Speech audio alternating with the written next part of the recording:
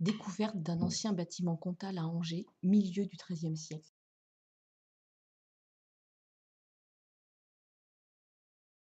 Les vestiges d'un ancien bâtiment comtal du milieu du XIIIe siècle ont été découverts en 2007 dans l'aile du muséum consacré à l'histoire de la vie et de l'homme en Anjou, place Louis Imbach.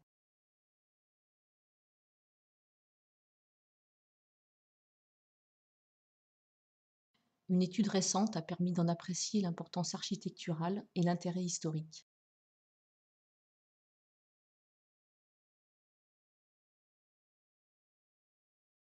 Ce grand édifice médiéval, appelé la Maison des Halles, fut au XVIe siècle l'hôtel de ville, un somptueux bâtiment de la Renaissance situé sur une butte rocheuse et agrémenté en 1681 d'un jardin en contrebas orné de la croix d'Anjou.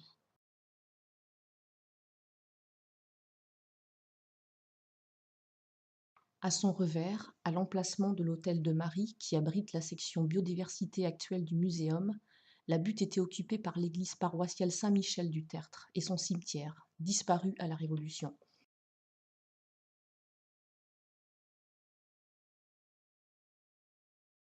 Au début du XIXe siècle, l'hôtel de ville devient la cour d'appel du palais de justice. Celui-ci fut agrandi d'une aile sur la rue Botanique pour recevoir la cour d'assises, à l'emplacement du jardin.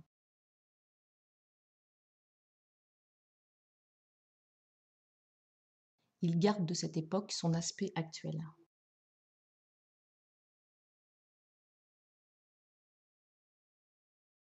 L'actuelle salle sur l'histoire de la vie en Anjou correspond à l'ancienne salle du conseil municipal, puis de la cour d'appel dont sont conservés les lambris.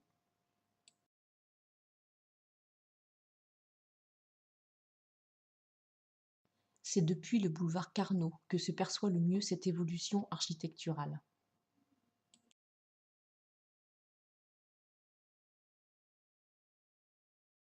On peut reconnaître la tour de l'enceinte de ville en 1, le grand bâtiment comtal transformé en hôtel de ville en 2, avec son logis des maires en 3, et l'aile de la cour d'assises le long de la rue Botanique en 4.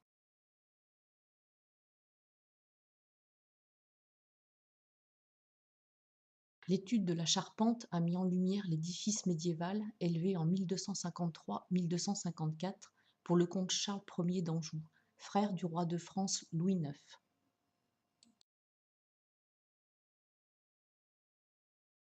Ce bâtiment fut construit peu après le château royal et l'enceinte urbaine, destiné à renforcer la frontière occidentale du royaume de France face à la Bretagne. Son pignon nord est adossé à la courtine et à l'une des dernières tours subsistantes de l'enceinte de ville.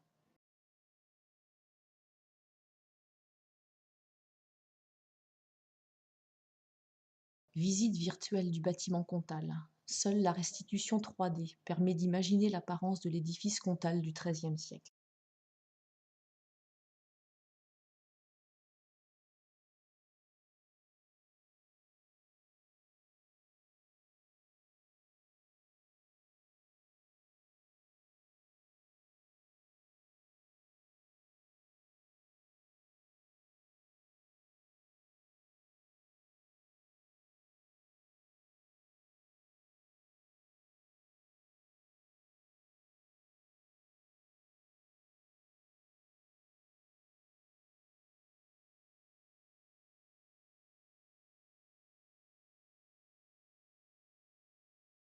À l'est se trouvait l'église Saint-Michel du Tertre, fondée au Xe siècle, et son cimetière.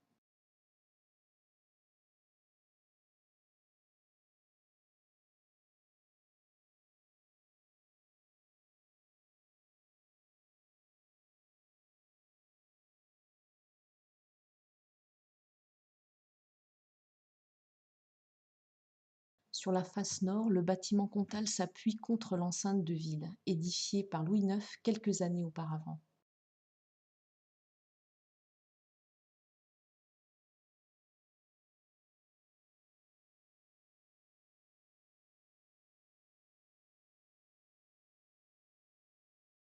Le bâtiment comtal, long d'environ 55 mètres, comportait 2 niveaux. L'étage noble était largement éclairé par des fenêtres qui ont été restituées en comparaison avec d'autres édifices de la même époque. L'important soubassement, dont l'aspect est inconnu, accueillait les communs et services.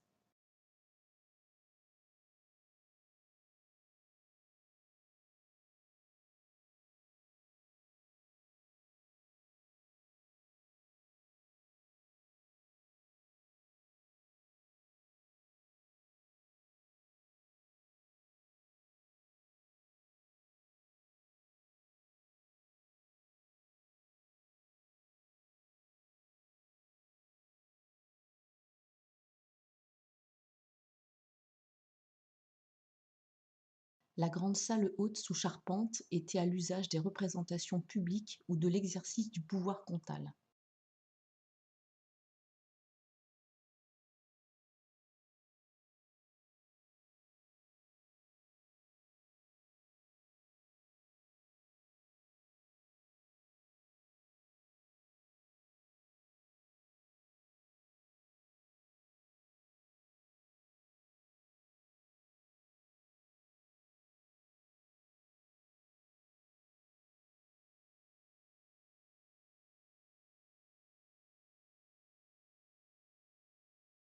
Le seigneur se tenait dans le haut bout de la salle, près de la cheminée, à l'opposé de l'entrée.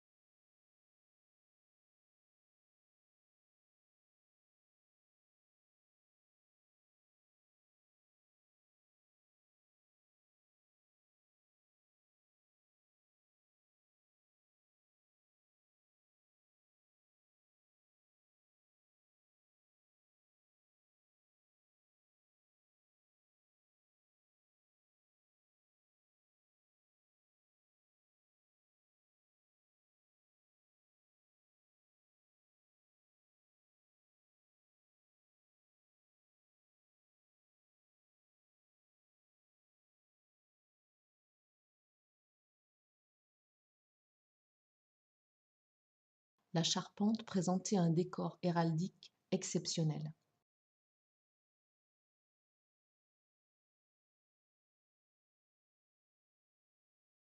Le décor héraldique de la charpente.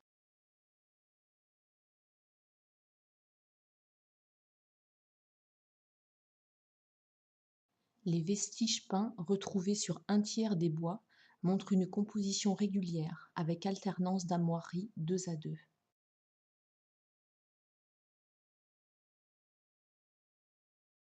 14 d'entre elles ont été retrouvées sur la trentaine présente à l'origine.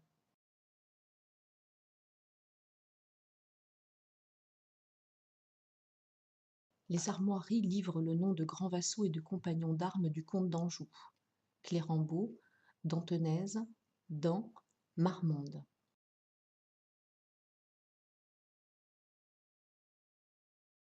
Cet ensemble pictural fait penser à une salle de chevalerie, ce qui n'exclut pas une fonction polyvalente d'administration et de justice. Ce principe était fréquent au Moyen Âge.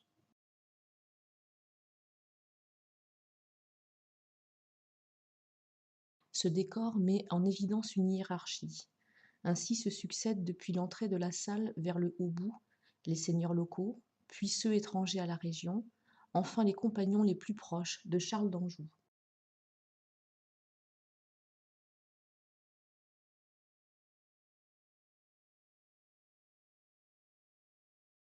Arme du seigneur de Chemillé, reconnaissable à sa file de merlettes de gueule, de couleur rouge.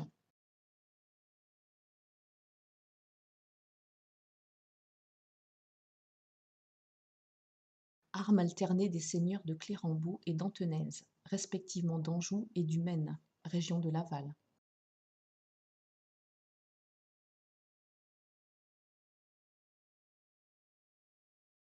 Armes alternées de Bouchard de Marmande et de Foulques de Dan, respectivement de Touraine et du nord de l'Anjou.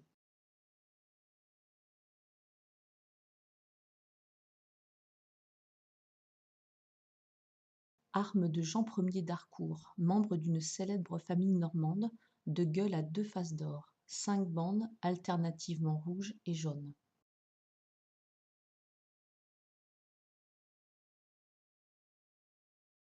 Arme alternée de seigneurs bretons proches du comte, Alain de la Roche-Bernard, reconnaissable à son aigle à deux têtes, et Olivier Ier de Clisson, au lion d'argent dressé.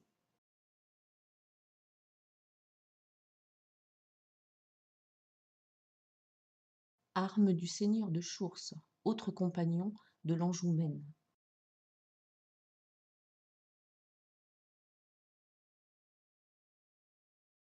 Arme d'Érard de Valery, conseiller militaire du comte.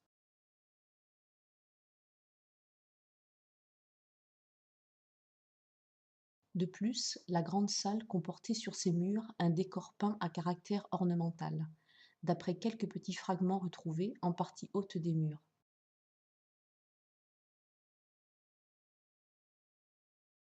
En conclusion, les chercheurs voient en ce bâtiment prestigieux l'affirmation politique et militaire du comte vis-à-vis de l'autorité royale, celle-ci représentée par le château-forteresse à l'autre extrémité de la ville.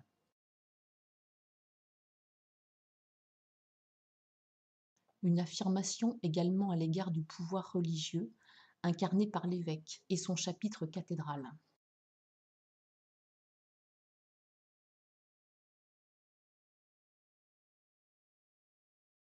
La puissance comtale s'exerce également à l'égard de la population par la création au même moment d'une place des Halles fermée et contrôlée économiquement.